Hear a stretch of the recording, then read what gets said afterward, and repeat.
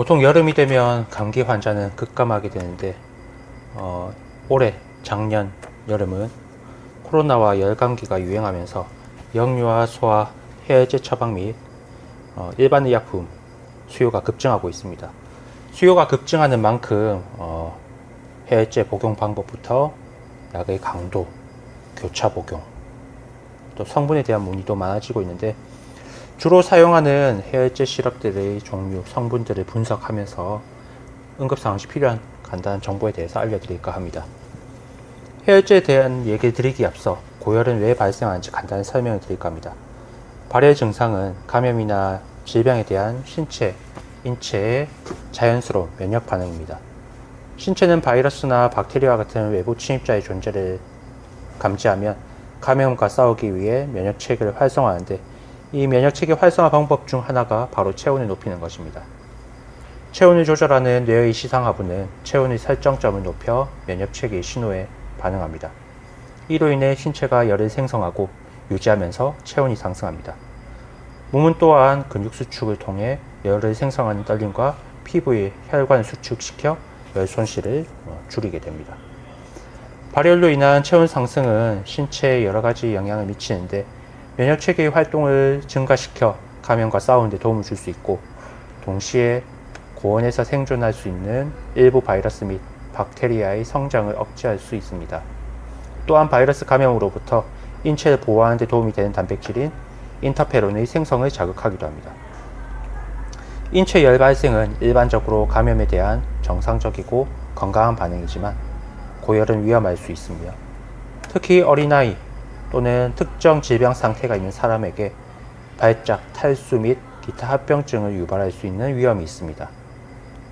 따라서 열을 모니터링하고 열이 매우 높거나 며칠 이상 고열이 지속된다면 반드시 치료가 필요합니다.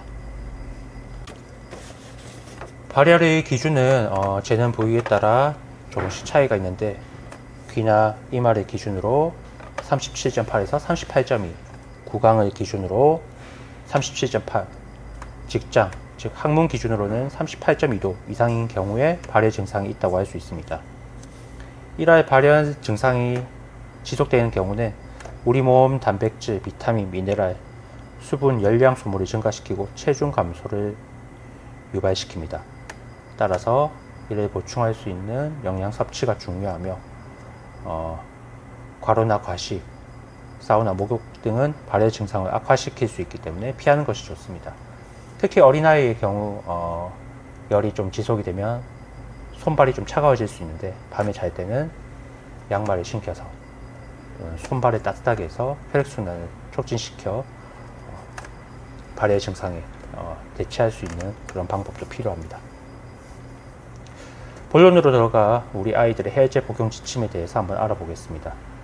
아이가 갑자기 발열 증상을 보일 때 의사 처방 없이 구입할 수 있는 일반 의약품 해열제 복용은 하루 정도만 권장하고 있는데, 식약처 가이드라인에 따르면 발열 증상으로 쓰는 해열제는 최대 5일 이상은 복용하지 말 것을 권장하고 있습니다. 해열제로 쓰는 1차적인 성분으로서는 바로 아세트아미노펜 성분, 타이레놀이나 챔프, 콜데온 키즈펜, 최근에 강동제약에서 나온 네린다 시럽 등이 있습니다. 이 아세트아미노펜은 비교적 안전하고 효과가 빠르기 때문에 첫 번째 선택약으로 권장하는데, 성분이나 환자에 따라 다소 조금 차이가 있을 수 있지만 onset time, 즉 약효 발현 시간은 30분에서 1시간 정도, 최대 약물 용도는 2시간에서 3시간 사이로 보시면 됩니다.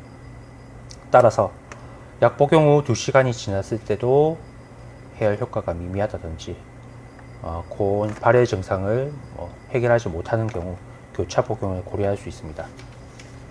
교차 복용으로 가능한 성분은 이부브로펜 또는 덱시부브로펜 성분이 있습니다. 이부브로펜과 덱시부브로펜은 코어 성분을 약간 변형한 계통의 성분이기 때문에 이부브로펜과 덱시부브로펜은 교차 복용할 수 있는 관계는 아닙니다.